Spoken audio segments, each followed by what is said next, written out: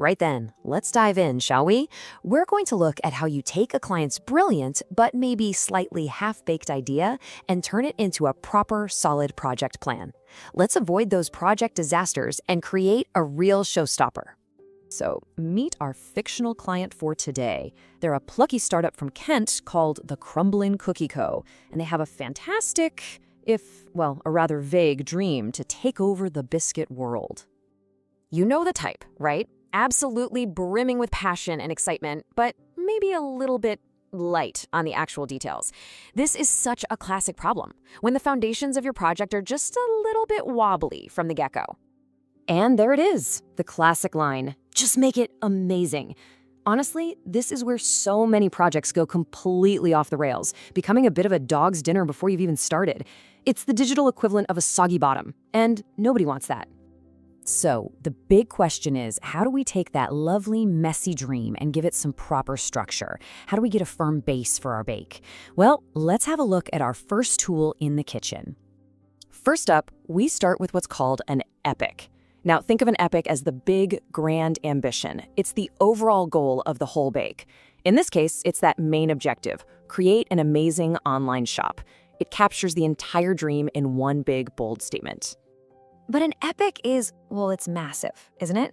It's far too big to tackle all at once. So what we do is we break it down into user stories. This is where we get really specific and we focus on what a real person, a customer, actually wants to do.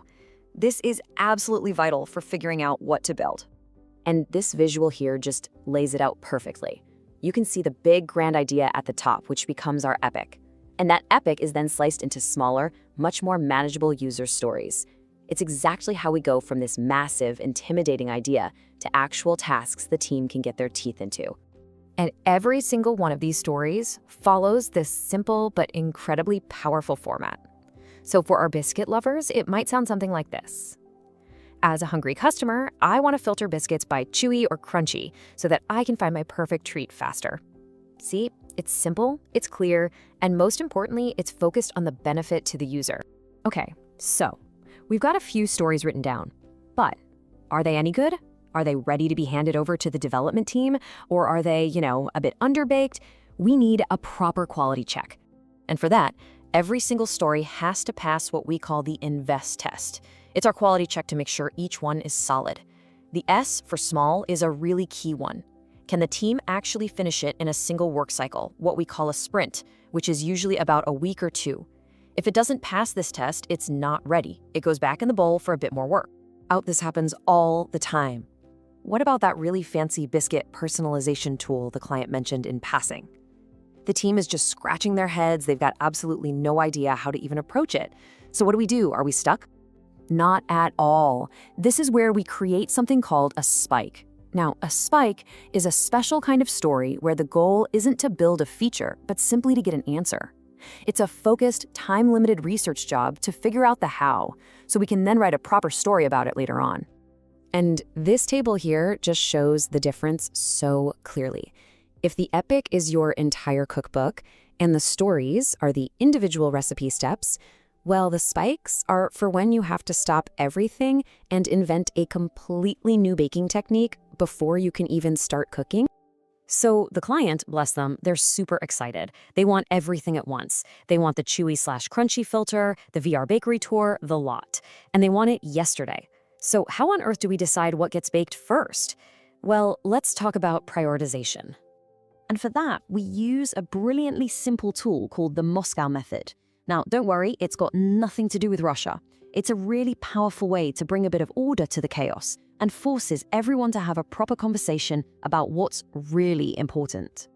First up, you've got your must-haves. These are the absolute drop-dead non-negotiables. They are the essential ingredients.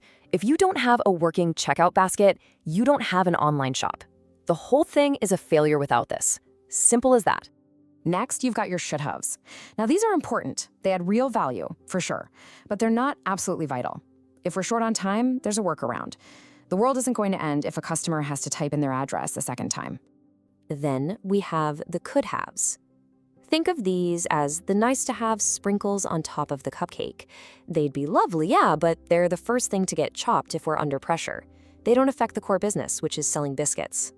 And finally, we have the won't-haves. Now, listen up, because deciding what you're explicitly not doing is a project management superpower. It's often the most powerful part of the whole conversation. That virtual reality tour of the bakery, brilliant idea for the future, but for now, it is off the table. And that keeps the team focused on what truly matters right now. Here's another fantastic way to think about it. You can plot every story on a grid based on the value it delivers versus the effort it takes to build.